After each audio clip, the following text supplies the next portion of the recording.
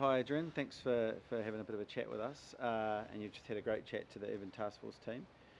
Really interested in your view in terms of you've hit inflation pretty damn hard in terms of the cash rate, uh, but it's lowering but not lots. Why is it so stubborn? We've been pleased with the progress to date. We've come from 7.4% inflation down to 4, and we're confident that it'll be below 3% at the end of this year, back into our 1 to 3% inflation band. It always takes longer than people would like. Some parts of the index will fall quickly. We've had food, we've had energy costs, goods, traded goods. Globally, those prices have fallen, and that's helped us a lot. And now we're into that domestic part, and some of that stuff is just slower. It's based on historic inflation. If it's indexed, for example, taxes, it's based on some quite obvious insurance and rates prices and rentals. These are some of the core prices holding things up at the moment. Right. And you're a resident of the Bay of Plenty and have a long association with this area. What's your perception of the Bay of Plenty economy, perhaps relative to New Zealand in terms of its strength and what it might see in the future? I don't want to sound too rose-tinted and biased, but this is New Zealand's future.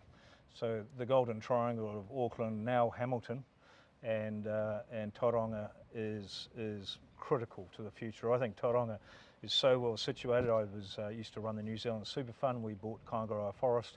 We couldn't have had a more beautiful platform, infrastructure, port, capability, and that's the same across so much of the export goods.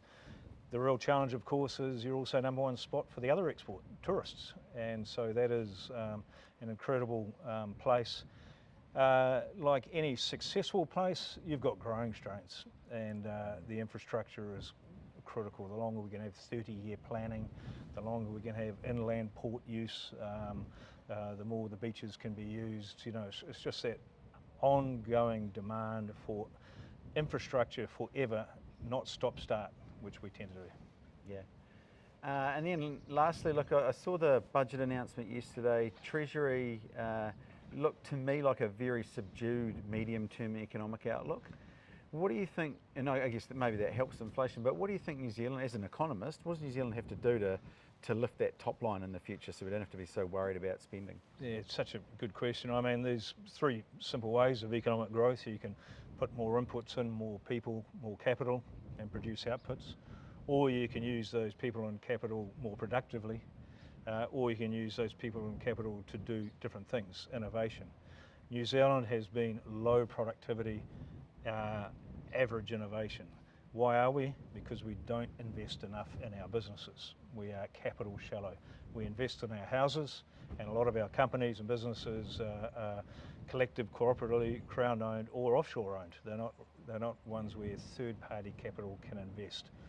If we could fundamentally change the infrastructure of this nation, the world wants to come and play. Great.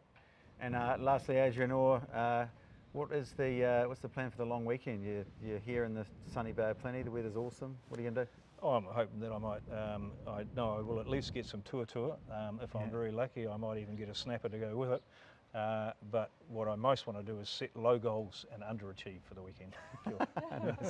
Thank you. Cheers.